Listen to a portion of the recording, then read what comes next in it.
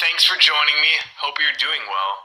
We live in a holographic matrix, and science already confirms this.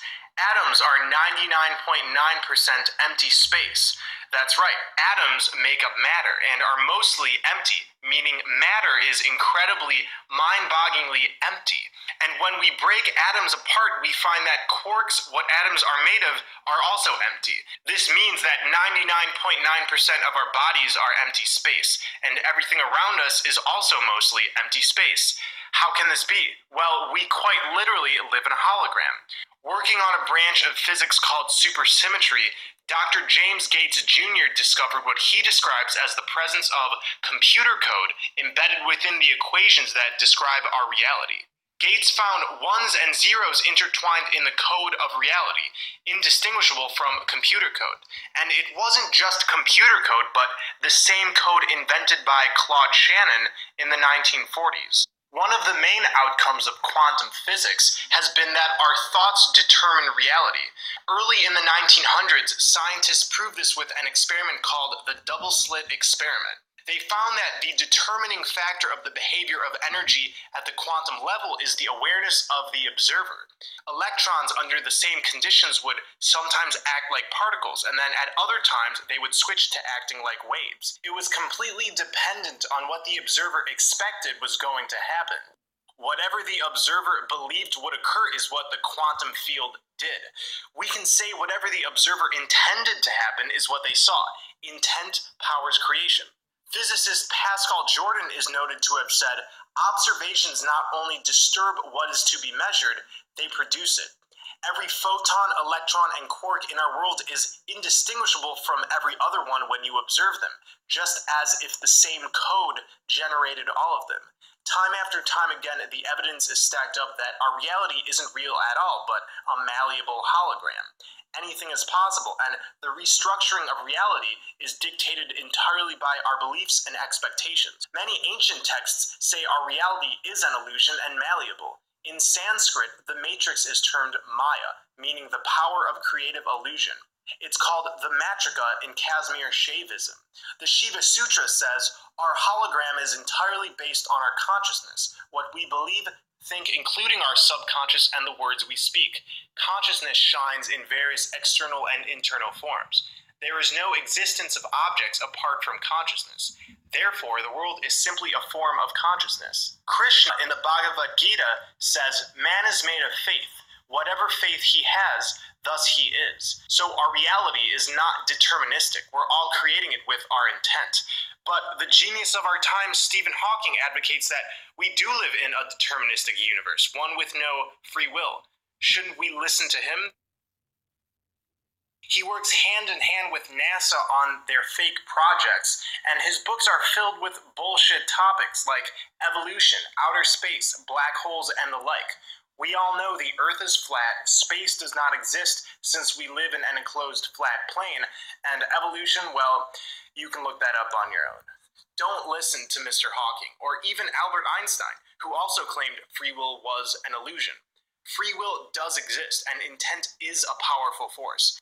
And as we know, when you're lying at the level that Hawking is, the laws of lesser magic state you must reveal some truth. Hawking says, but maybe we are linked to a giant computer simulation.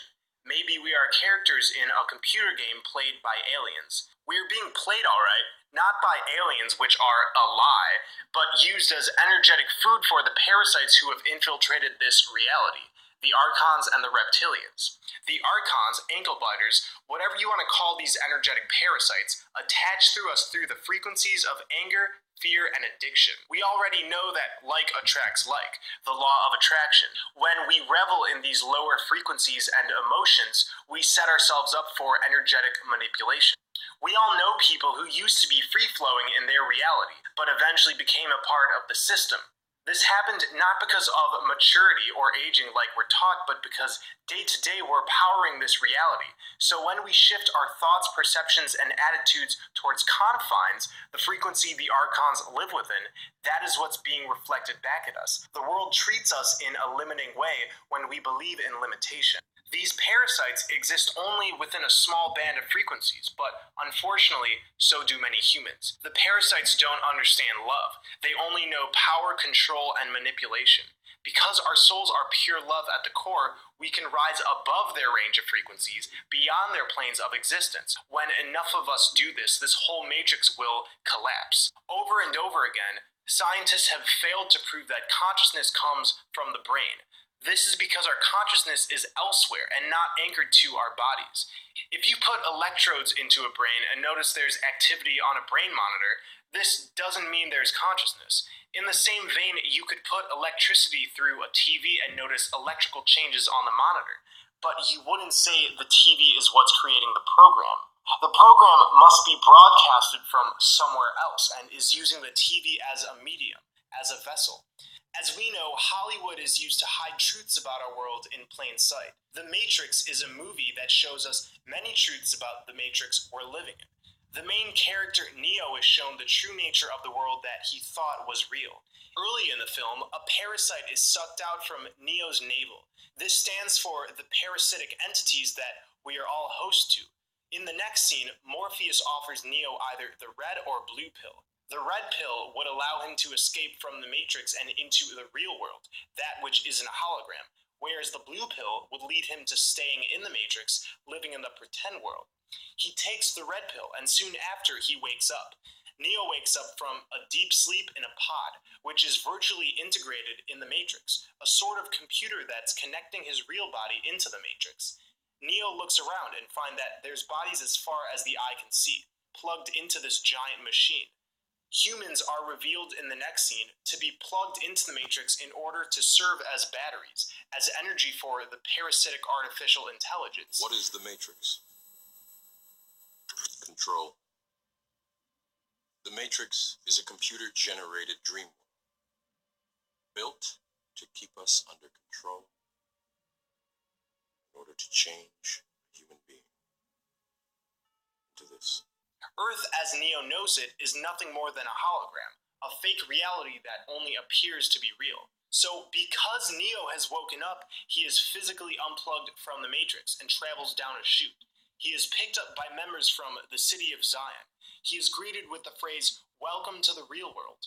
Neo asks, "Am I dead?" and is given the answer, "Far from it." In the Bible, Zion is synonymous with the city of God. Most people now recognize Jerusalem as Zion, but I'm telling you this is false. In some schools of thought, Zion was an entry point into a heavenly sphere. Zion in the movie is located deep underground. There's a hole at the center of our plane, and through this opening, we experience an interdimensional flip-flop. We travel into a paradise. Zion is located beyond this vortex. In the movie, Zion was allowed to exist by the machines who ran this avatar-like scenario as a giant pressure release valve on the entire system, allowing the humans that realized the Matrix wasn't real to be conveniently removed and isolated. The machines, the parasites, don't interrupt in this process. They simply let those who wake up out of the Matrix be rescued. The movie The 13th Floor also deals with these same concepts. The main character discovers that his reality is completely holographic. In the last scene, he is killed and wakes up in his original body, connected by a device to the virtual reality system. He wakes up in a bright place that appears to be a sort of paradise. In Avatar, humans are plugged into pods and go into the world of Pandora. In the movie River of Souls, it's revealed that the humans chose to plug into a false reality right as they were about to evolve. What these movies are telling us isn't trivial. They're telling us the reality we live in is fake, and these aren't our true bodies. We have original bodies that are currently sleeping, and our consciousness has merely been uploaded into this reality. We were either tricked into it or willingly plugged in as an experiment that went awry. There's really no way to know. These bodies are like the TV that is being used as a vessel for broadcasting programs. These bodies are avatars. At the beginning of the Matrix, we see a reptilian-type eye. This represents that this place is run by reptilian forces. We know that reptilian eyes are vertical slits. After we see this, a light flash, which looks like Saturn, momentarily appears. Saturn, as we know, plays an instrumental role in this holographic reality. Saturn and the Moon work in tandem to project square waves that further this matrix. We call this the Saturn-Moon matrix. These square waves reinforce our fake reality. an attempt to keep our spirits and bodies. You know, you can look up the Saturn Moon Matrix, and lesser magic only works by revealing the truth, but then covering it up. All this shit, I believe, is fucking real as fuck, man. It doesn't get no better than this. Like, this was right on the money when I heard it. Bodies from working at the limitless capacity they should have. The Saturn Moon Matrix creates a confining reality for all of us. When I say Saturn and the Moon, I mean the energy bodies, not actual planets, since we live in an enclosed flat plane. That may be hard at first to digest, but these energy bodies still function and do influence us. Cronus is a Greek god often identified with Satan. Satan, as we know, was Saturn in an earlier period. Astrologically, Saturn rules limitation, authority, and time. Cronus is the god of time. Holograms are created by laser interference. So this holographic matrix is in part a result of the interference of the sine waves from Saturn by the square waves from the moon. The reason the elite worship the energy body of Saturn is because Saturn is the originator of this hologram. This hologram is providing the Archons and Reptilians a place to run rampant, where they can gain power, control, and energetic vitality, just like how Morpheus said, or batteries. The black cube and hexagram are symbols of Saturn and are seen everywhere. If you're not familiar, look up Saturn worship and do some research of your own. The square and compass is the single most identifiable symbol of Freemasonry, and within it reveals the Saturn Moon Matrix. The compass stands for the circular sine waves coming from Saturn. The square represents the square waves coming from the moon. The free-flowing sine waves from Saturn are going to the moon, becoming square waves which are rigid, and then directly hit the grid that's been placed on our flat plane. So when the Bible says that we were born into sin, it actually means we were born into sine. The free-flowing sine wave reality represents infinite potential. As babies and children, our divine essence is strong, along with our clairvoyant and telepathic powers. But over time and with enough indoctrination, the Saturn Moon Matrix's square waves become dominant and we lose this essence. In 2001, A Space Odyssey, this is all alluded to with the monolith. Early in the film, the monolith, which is curiously a black cube, somehow instructs the primitive apes into developing. Later in the film, an astronaut crew is shown on the moon, where the monolith machine emits a screeching interference pitch from the grid-like structure. Cubic was revealing that the moon is broadcasting square waves.